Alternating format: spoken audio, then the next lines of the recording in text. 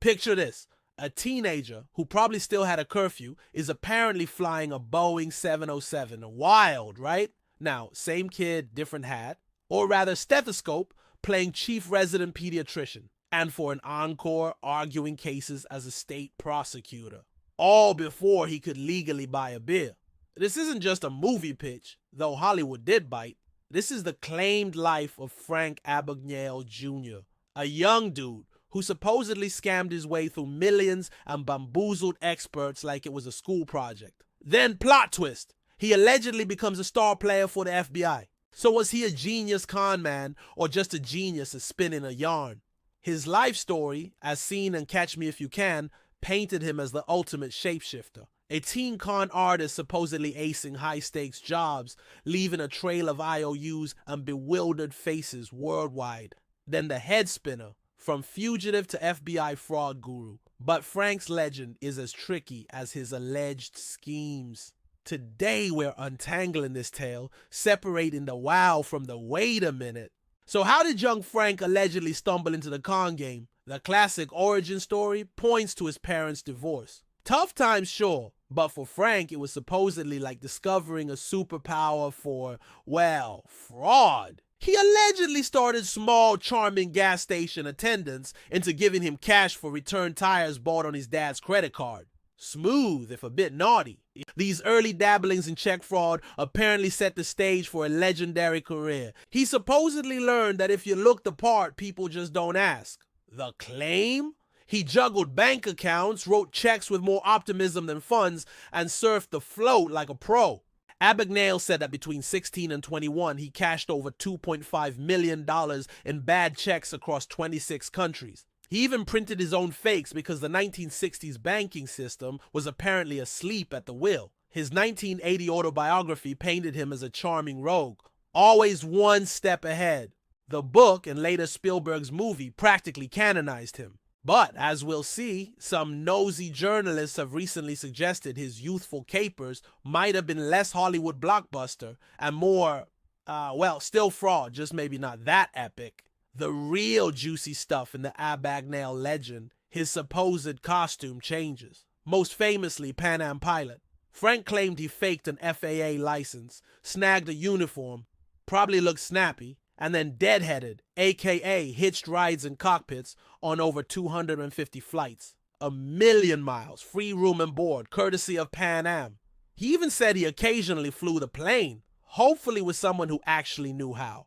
But why stop at pilot? Abagnale also claimed he was Dr. Frank Connors, a chief resident pediatrician in Georgia for nearly a year. His secret? Let the interns handle the tricky bits. Smart.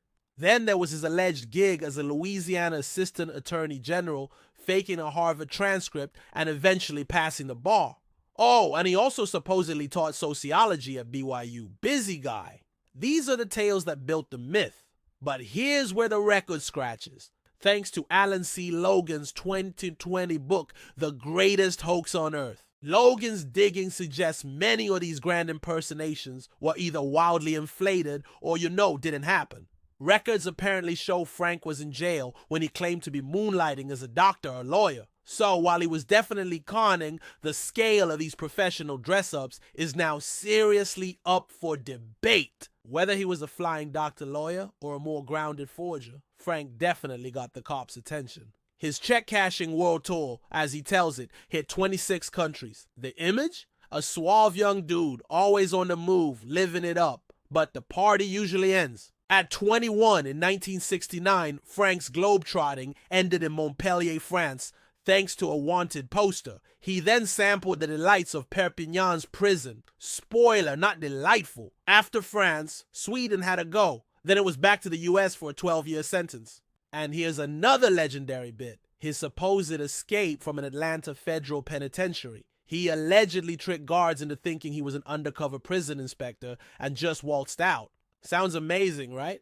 Problem is, official records reportedly suggest he was never even in that Atlanta facility. Oops. Another one for the really pile. The popular story arc has Frank turning hero after prison. The tale, often told by Frank himself, is that after a few years, the feds offered him early parole.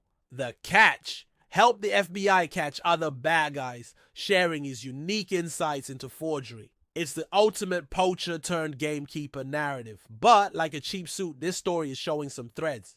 Researchers haven't found much solid proof of this special parole deal happening right after he got out.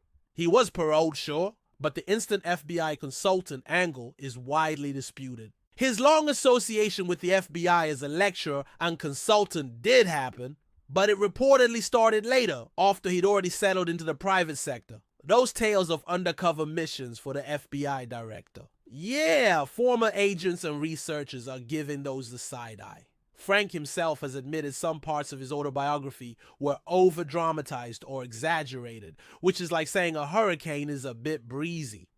This pretty much confirms the story that made him famous got a Hollywood polish. Many now argue that the spectacular teenage crime spree, pilot, surgeon, lawyer, is largely fiction, or at least a fish story that grew with each telling. The line between his actual crimes and his persona?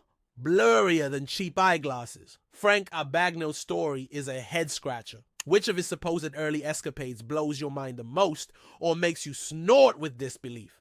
Let us know in the comments.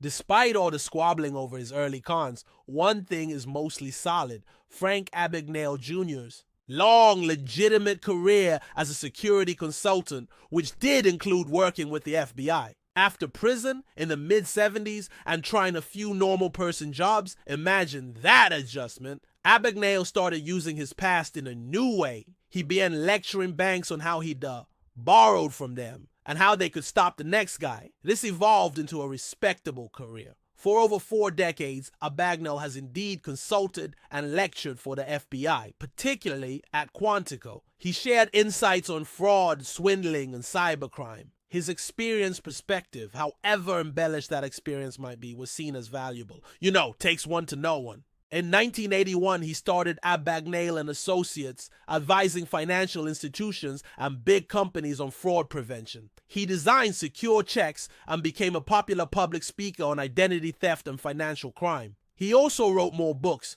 becoming a recognized expert. Abagnale credits his family for his transformation, aiming for an ethical life. This later verifiable chapter is a stark contrast to the debated tales of his youth. Frank's legacy is a weird cocktail. 1 part charisma, 1 part proven security expertise, and 2 parts did that really happen.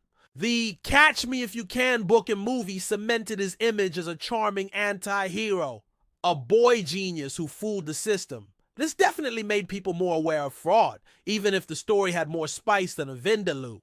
His legitimate work over decades has undeniably shaped security practices. His insights on check fraud were the real deal.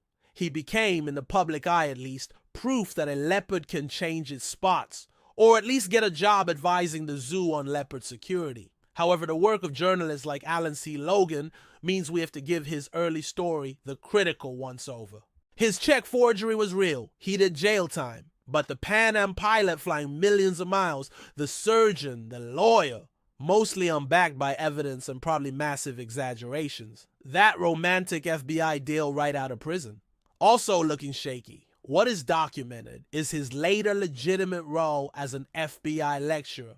The tricky part is separating the man from the myth he expertly crafted. He is undeniably a fantastic storyteller. The big question is how much of that story was real versus a very well-marketed imagination. It makes you wonder about truth fiction and why we just love a good con artist tale. As long as they're not conning us.